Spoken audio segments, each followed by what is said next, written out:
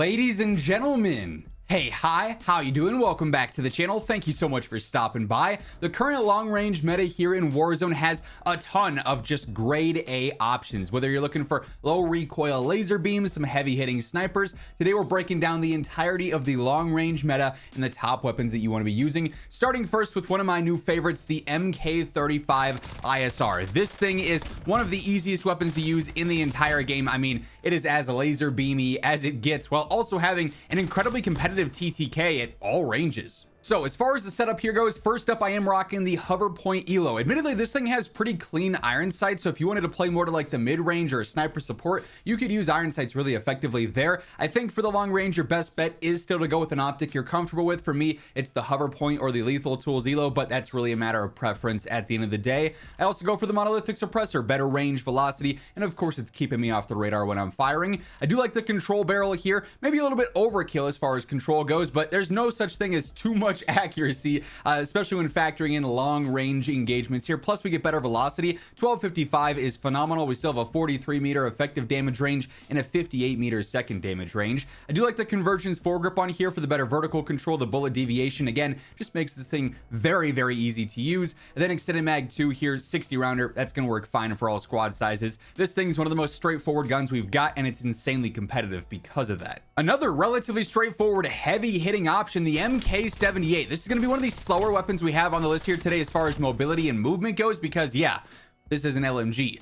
It also is like the powerhouse in the game right now. Over range, this thing just absolutely destroys. So here, as far as an optic goes, lethal tools elo, I really haven't switched this up in some time because it works. I'm comfortable with it. Hover point elo would also be a solid choice here too. Again, we've got monolithic suppressor for the better range and velocity. I do also go for the control barrel here. We have a 1283 velocity with this on here, a 56 meter effective damage range, and 81 meter second damage range. You are set up very nicely. I also go even further in on the recoil control with recoil springs. Not super necessary, but again, no such thing as too much accuracy, so I do like having that on there. And then just to speed things up a little bit, because this is so heavy and slow as an LMG, I got the movement stock for the better ADS and the better strafe speed, so it's a tad bit more aggressive there. But yeah, if you are just a player that enjoys posting up, watching long lines of sight, different choke points on POIs, this is a weapon that just thrives in that dynamic. And we're keeping the trend going with easy to use, hard hitting rifles. The Voyak is also another fantastic choice here. This thing's going to be very easy to use as well as far as overall control goes,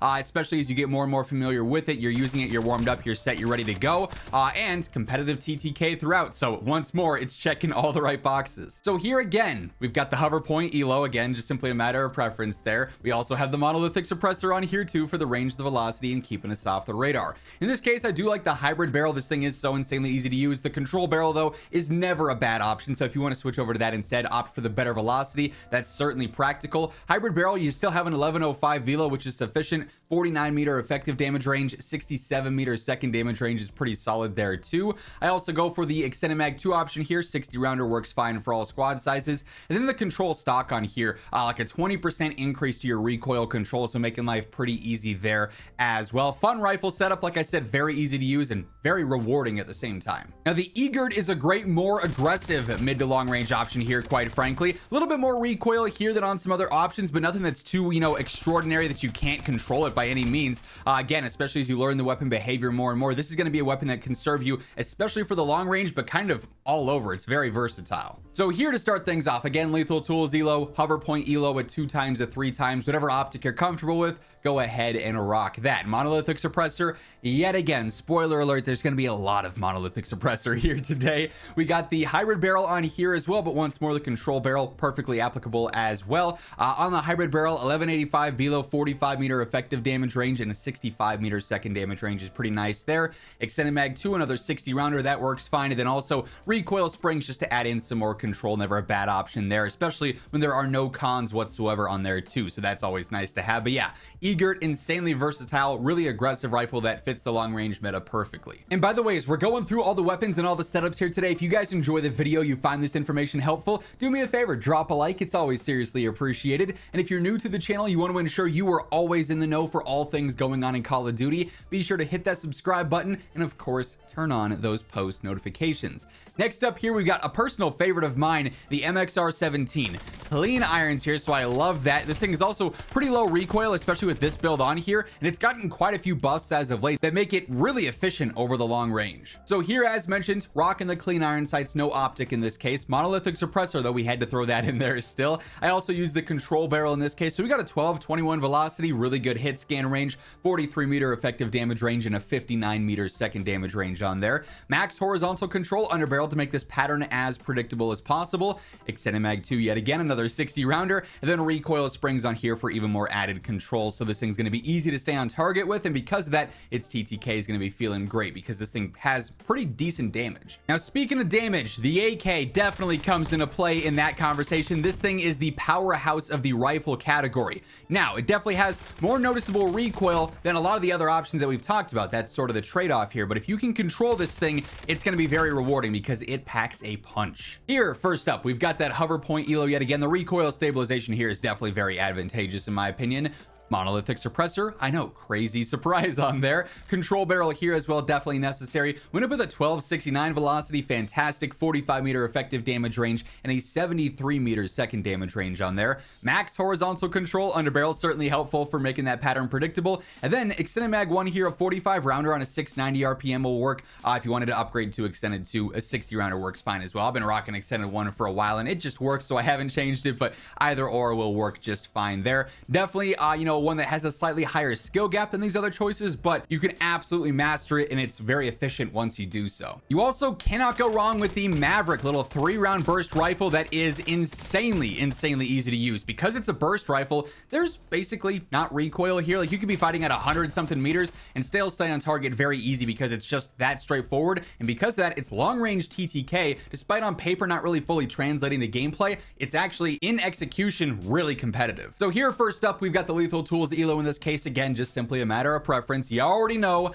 Monolithic suppressor on there, of course. We got the long barrel, which actually doubles as an extended mag as well. So we got a 45 round mag plus better damage range. 68 meter first damage range here is insane. And we got an 1162 velocity, which is pretty solid there too. Mobile recoil foregrip on here gives me some better movement speed. I like being a tad bit more aggressive with this thing. And then the horizontal control basically just ensures that this is a straight vertical little burst there. And then lastly, strafe stock on here for the better strafe speed, and then also some ADS speed. Never a bad thing here. You know, a nice bonus to have always. But the strafe is really what I'm trying to get out of this, and I like that a lot because it just turns this weapon into an even more aggressive version of itself, which is, in my opinion, the best way to play with this thing. So really fun setup here. It's a little bit different from some of our other options, both in you know, general behavior and the setup, which makes it really fresh and fun to use. Of course, we can't talk about the long range meta and not bring up snipers here. The new Strider 300, a fantastic sniper choice. This is a one-shot headshot at any range, especially when we got the setup that we do here. So if you're able to consistently land those headshots, you're gonna be set up nicely. I do like that default scope, so I am rocking with that. Monolithic suppressor is still on here. All I care about in this case though is staying off the radar, and then also the velocity benefit on there because I am rocking the damage barrel, which gives you that one-shot headshot range out there.